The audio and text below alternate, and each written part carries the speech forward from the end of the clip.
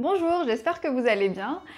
Aujourd'hui, je ne vais pas vous parler lecture ou livre, je vais plus vous parler expérience personnelle, expérience de vie. Je vais essayer comme ça tous les mois de vous parler d'études, de vie professionnelle, de maternité, parentalité, etc. Bref, ça dépendra des sujets. Et pour ce premier numéro, nous allons nous intéresser à la vie dans deux pays différents que nous allons comparer. Donc la France tout d'abord et l'Angleterre et plus précisément Londres.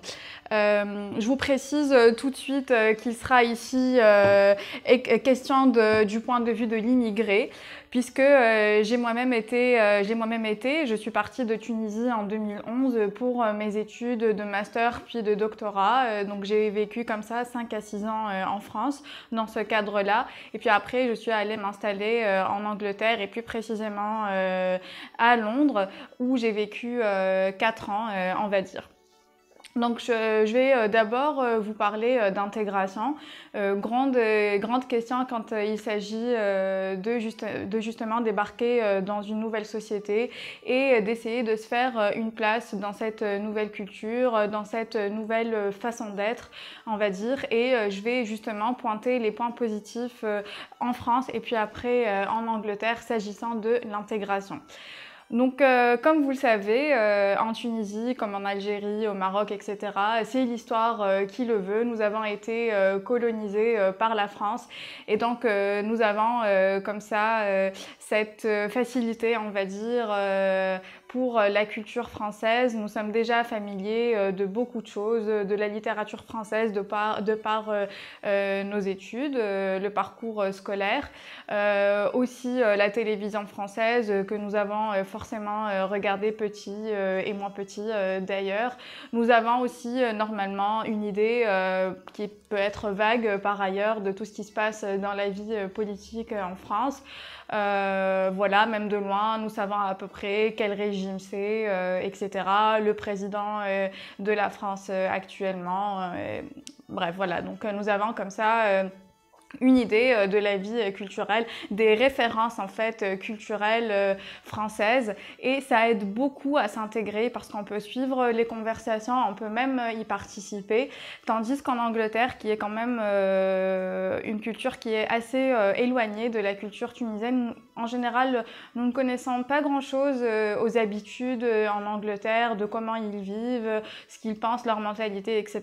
Donc on a plus de mal en fait à s'intégrer à ce niveau-là, on a plus de mal à se sentir capable de participer aux conversations, de donner son point de vue. On est plus dans une position d'observateur dans les premiers temps, on essaye de comprendre, d'apprivoiser cette façon d'être, cette façon de faire.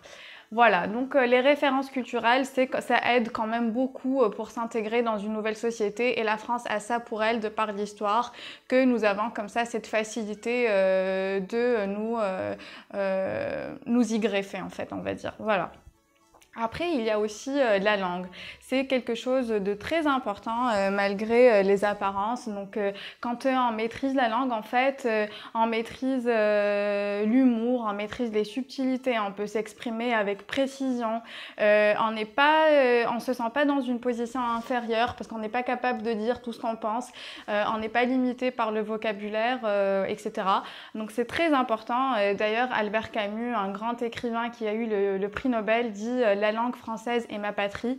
Vous le savez peut-être, Albert Camus a été dans une position comme ça entre deux pays, on va dire, entre l'Algérie et la France, et la langue française était pour lui comme un refuge. Et c'est en fait vrai de toutes les langues, pas forcément la langue française. Quand on est à l'aise avec les mots, quand on est à l'aise avec les concepts, qu'on se sent capable de s'exprimer vraiment totalement, de dire tout ce qu'on pense avec toutes les nuances, on est plus confortable, on va dire, et donc c'est très important, chose qui n'est pas forcément acquise avec la langue anglaise, même si a priori on a l'impression d'être bon, de maîtriser plus ou moins le vocabulaire, mais quand on est comme ça immergé dans une ambiance avec des collègues, avec des amis, etc., des fois on est pris comme au dépourvu, on ne sait pas trop s'exprimer, et ça peut être un peu handicapant, et ça peut aussi jouer contre une intégration pleine et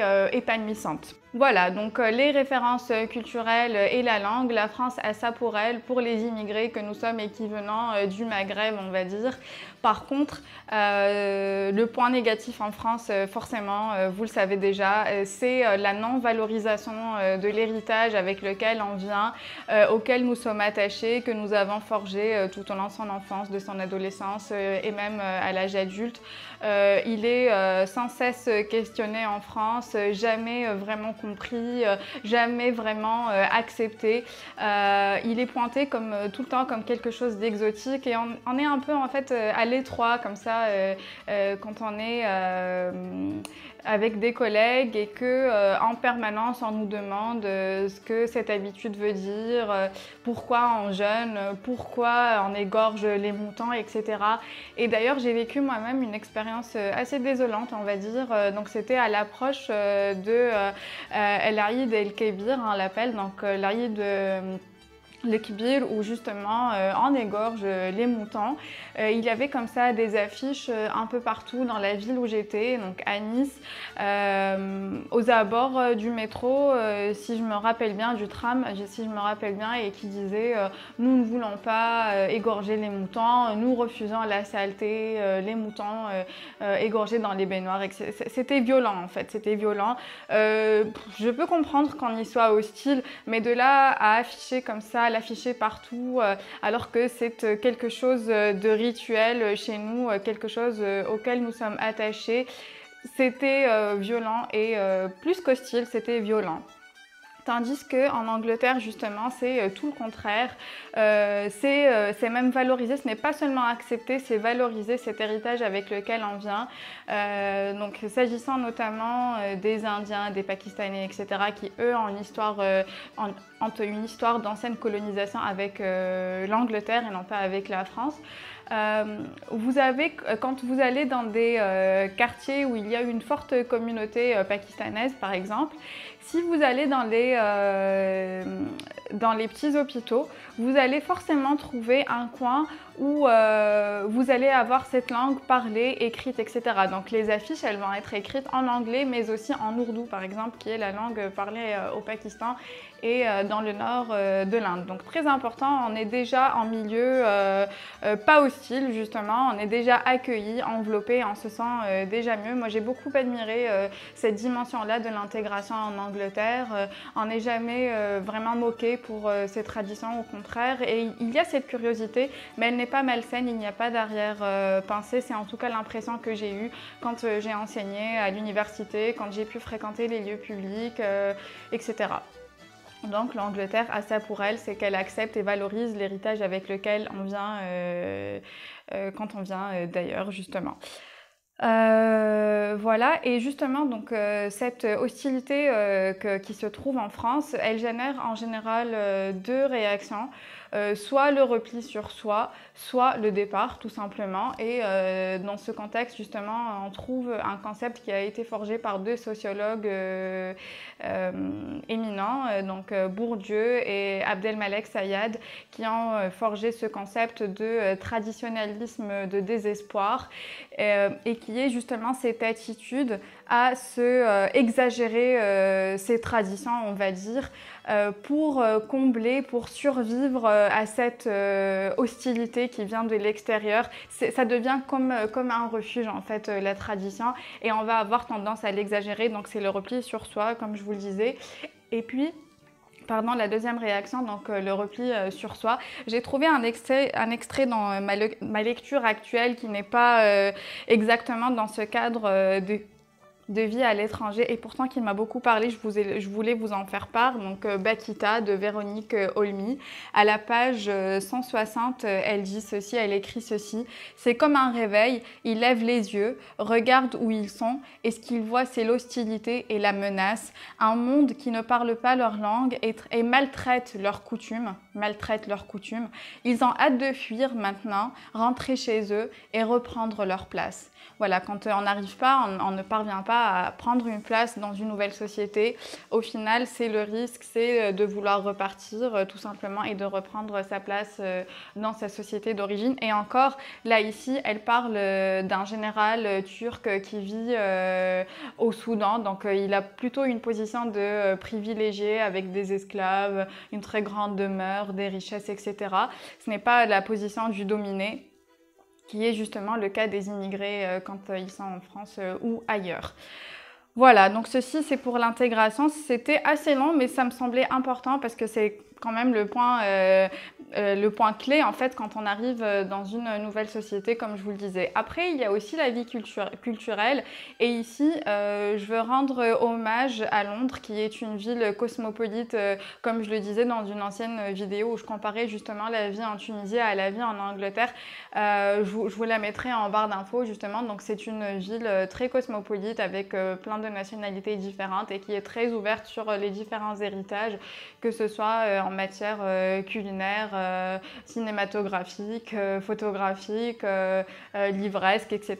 Donc à tous les niveaux. Et vous allez avoir un bouillonnement culturel sans cesse, des événements qui se passent partout, qui sont ouverts, accessibles à tout le monde, en allant du milieu universitaire, où vous pouvez tout simplement envoyer un email en disant moi je voudrais participer à cette conférence, je voudrais assister. Et même si vous ne faites pas partie de cette université, si vous êtes un profane, etc., vous pouvez quand même y assister, rien qu'en envoyant un email. Vous avez aussi tout plein d'événements qui sont organisés partout, qui sont pour la plupart gratuits et auxquels vous pouvez accéder.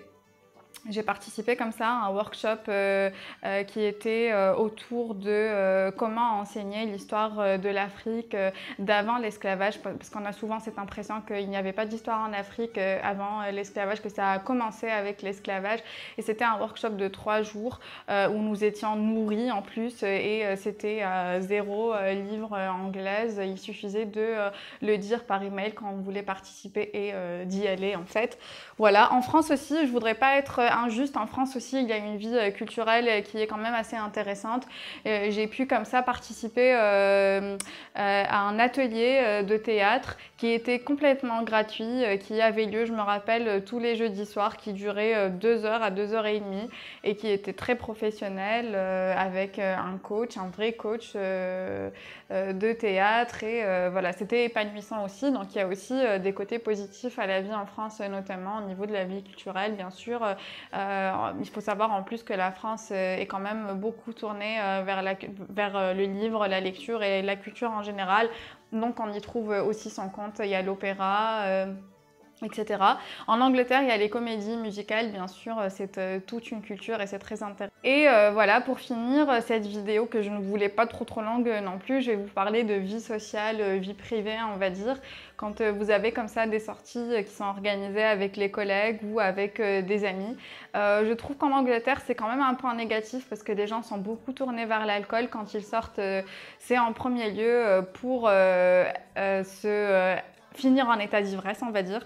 Donc il n'y a pas forcément de conversation quand on sort, c'est vraiment beaucoup pour boire et rien que pour boire, alors qu'en France quand même, quand on sort avec les collègues, avec les amis, il y a quand même du partage, il y a de vraies conversations, il y a de vrais échanges, et ça m'a quand même manqué en Angleterre. J'ai trouvé aussi qu'en France, il y avait plus de respect pour la vie privée, donc on sortait, oui c'est vrai, mais dans des limites horaires qui étaient raisonnables, alors qu'en Angleterre, ça peut traîner en longueur les soirées. On peut même, il y en a même qui finissent par dormir sur le canapé chez leurs copains comme ça, complètement sous, on va dire. C'est pas forcément agréable cette dimension, je ne l'ai pas beaucoup aimé. J'ai trouvé que même pour les dîners professionnels par exemple, il y avait comme ça beaucoup cette addiction pour l'alcool, et ça ne favorise pas forcément un réel échange en fait avec les gens.